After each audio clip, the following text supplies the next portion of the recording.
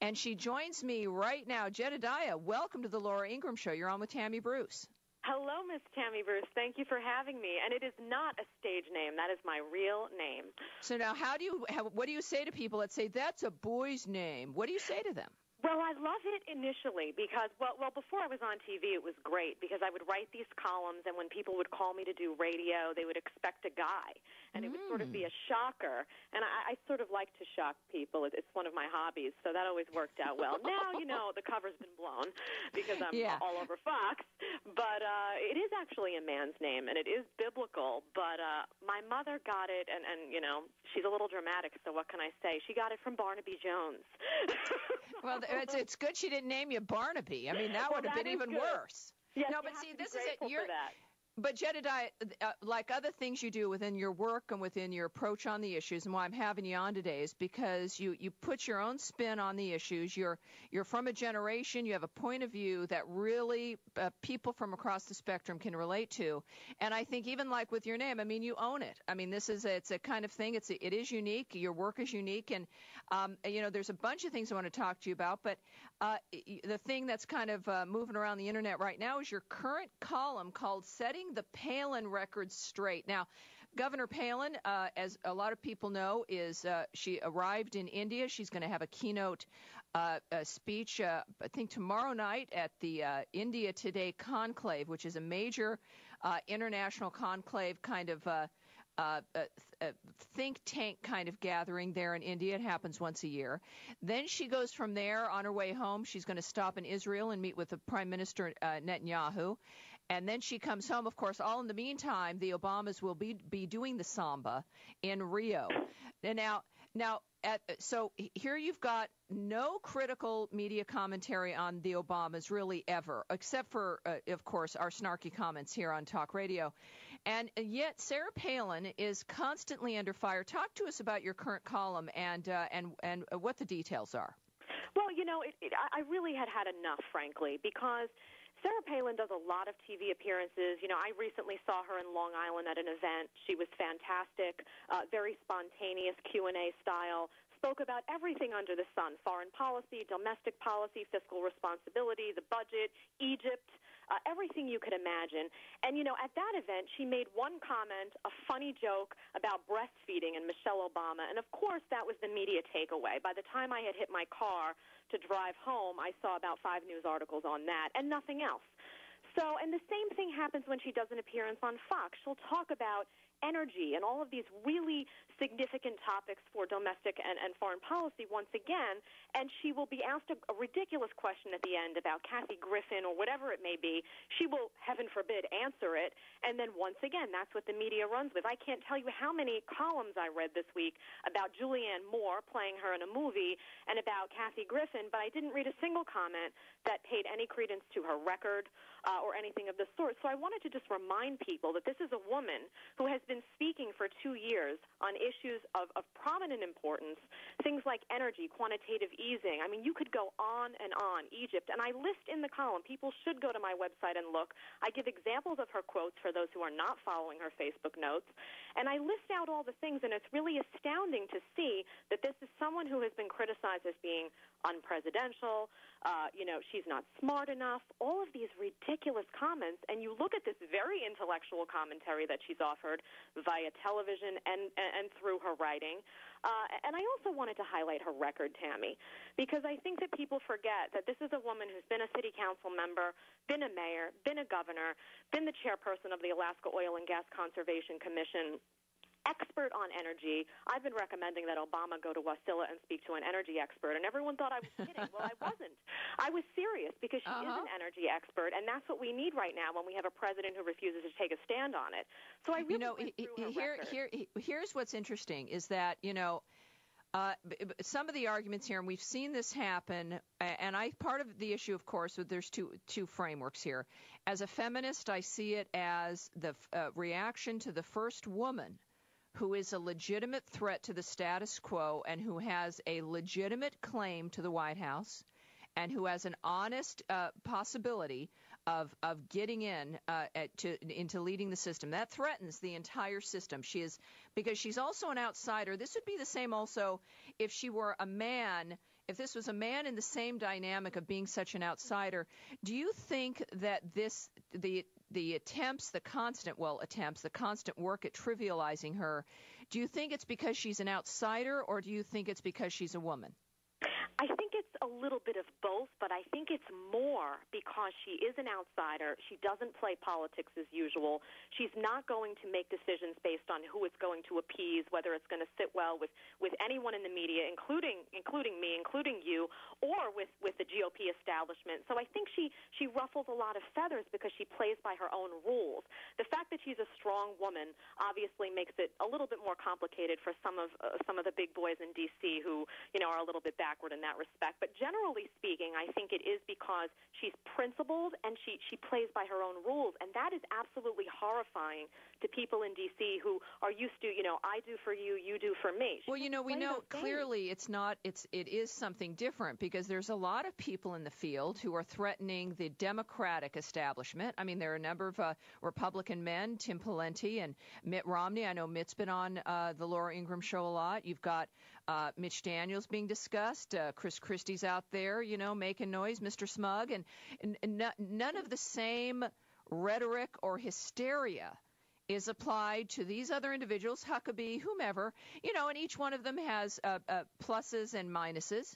But there's only one person who seems to generate a remarkable – it's funny, there's an irony to it, too, because in the midst of their hysteria, they pound away how irrelevant she is, but she's the only one they're discussing, and I don't know if they even recognize, of course, the contradiction of that kind of coverage. And so for me, it's I'm a Palin partisan as well, and I have a sense of why this goes on. And you were on Sean Hannity's show the other day, and I was on the O'Reilly show. Part of what we discussed on the O'Reilly show was exactly this what you're talking about, which is the media and their bizarre approach to her and focusing on weird things. And O'Reilly noted that she was overexposed.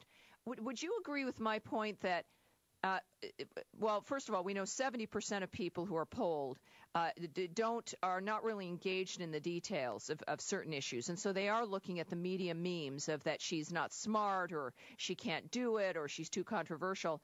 Do you think that someone like Palin would be able to change that framework if she were to begin to engage in a primary campaign? Is that part of what they're afraid of, is the impact she'd have if she did run?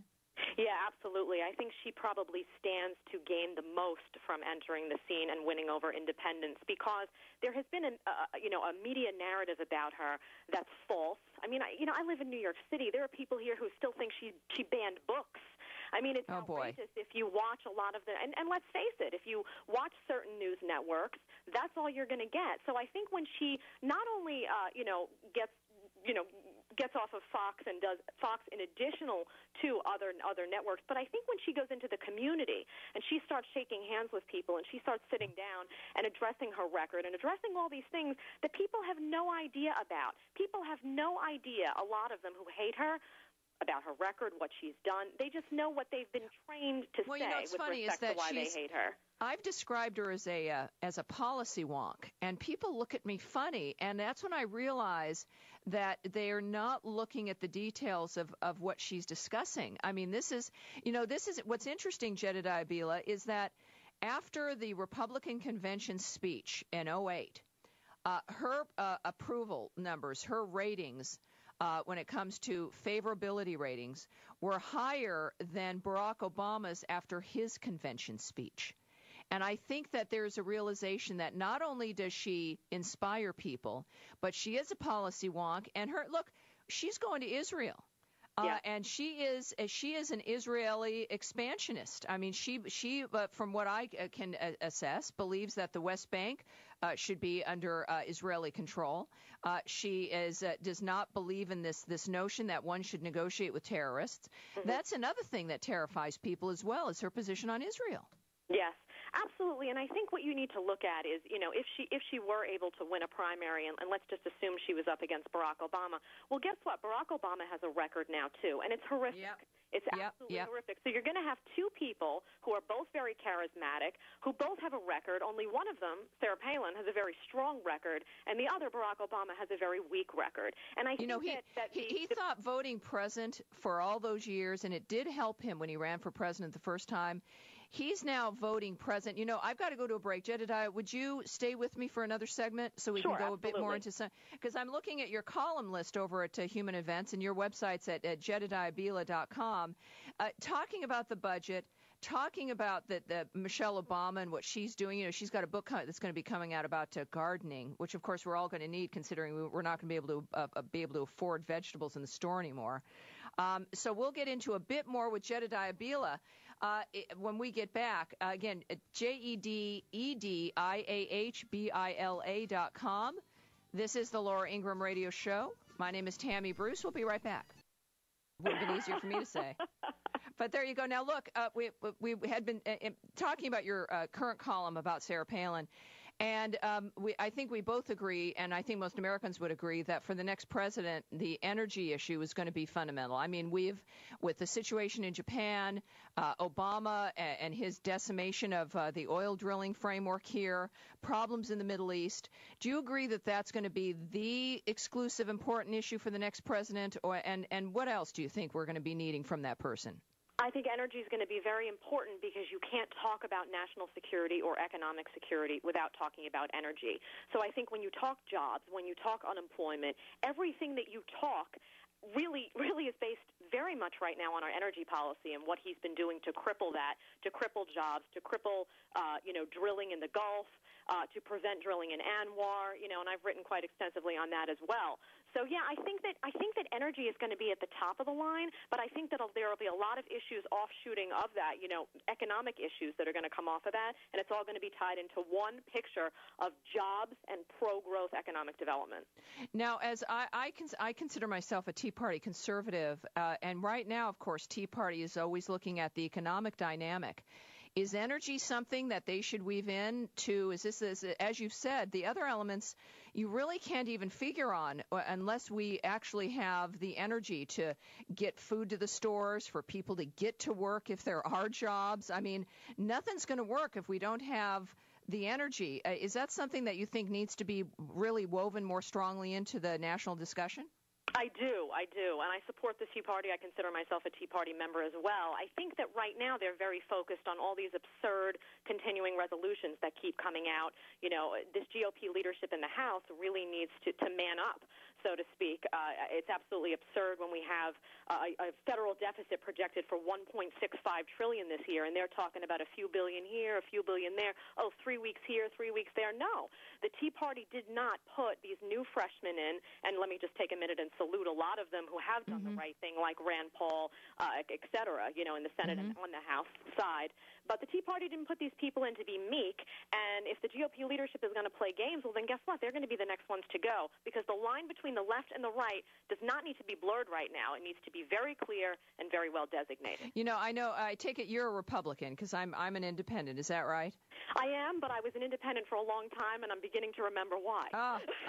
It's like, I'll tell you, I say the Republicans are going to fail. The conservatives will prevail. And, the Republican Party is the natural vehicle for that. But, look, it seems like they haven't gotten the message. But the Tea Party is going to continue. Look, last November was the warm-up, Jedediah Bila, and 2012 is going to be, I'd say like the fourth inning maybe. And then, we've got some more time to be able to fix this up. And your work is a very important element to people getting the information they need and to knowing the direction. Jedediah, thanks for joining me today. I really appreciate it. Thank you so much, Tammy.